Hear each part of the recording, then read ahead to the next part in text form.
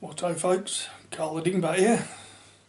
Sat here, as usual, cup of tea in my e-bong.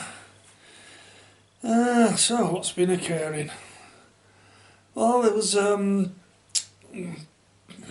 went out, get 650 out, ready to go to work on an evening, and the F1 alarm, not the F1, the fuel injection alarm comes up. So, pissed off, I shoved the bike back in the garage, come back, get my keys for the 125, merrily trundle off on that. The bloody thing had to look like a pig. I couldn't understand why to start with. Then I had a good old look at it in inspection and stuff. It was the bearings, the steering bearings. And basically, when I've been using it before, I'd just been compensating for it. So, I needed to change them. And this is the video. Enjoy. Alright then, here we have it. I've got to get this front end off. So I've got my towel on there. Stick the handlebars on. I can't be asked taking all that crap apart. And just shove it on the top there. And then take all this gubbins off here. Take the wheel off. Take the forks out. And then take the headstock and everything off, because I've got to change the bloody bearings. As is always the case with these things, I've had to strip off more than I thought I would. I've had to take the tank and all the panels and stuff off to actually get the wires to take things off. So, one little handy tip. When you're taking things off, stick the screws, bolts, nuts and everything back in their holes. That way you don't lose them. Same as in the light. Oh, wrong bit. In the light there. And all the other bits and bobs have got their screws in the frame and other such like. So that you don't lose them. When you come to put them back, you're not going, oh God, which bolt goes where? So, get in there. Soon, next thing I'm going to do is start getting all this stuff loosened off, so I can actually start loosening off the bits for the yoke and bits for the wheel and whatever before I stick it up on its stand. It's easier to do when it's actually down on the deck. Alright, we're starting to get there. I've got the top yoke off and I've loosened all my nuts and bolts and everything on. That's a good tip, that is. Well, it's got a weight on the wheel, it's a lot easier to actually loosen off all the nuts and bolts and everything that you need to loosen off to get the thing off. So the brake's off. It's still attached to the handlebars, but it's lurking over there.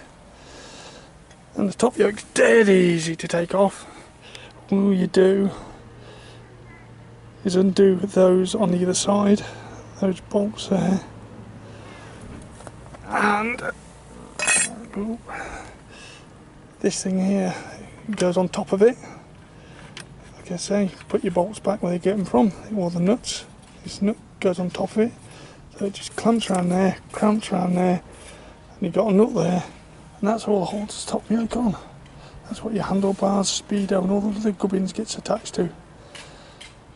So,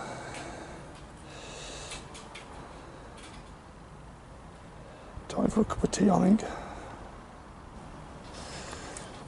Alright then, let's see if we can show you on film how bad this is.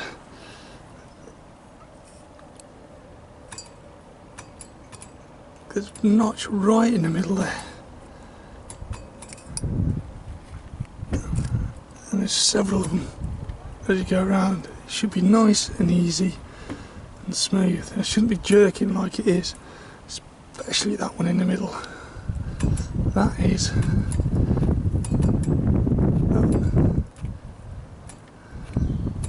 should not do that. That's what I've got to sort out. The way to get this off is this castle nut here. This is the bit that comes off. You can do that, and that will just go and drop out. Well, that's the theory anyway. And I haven't got a C-span or anything to actually get onto that, so I'll just tap it round with a screwdriver in the hole there. Easy done.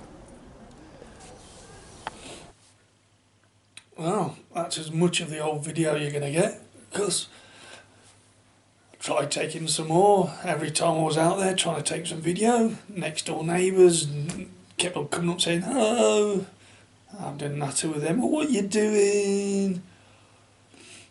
And then the missus came home, I had to go and do little bits and bobs, and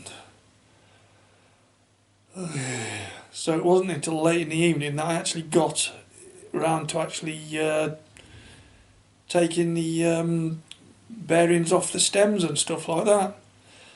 And then it was a bit dark, so I didn't record it.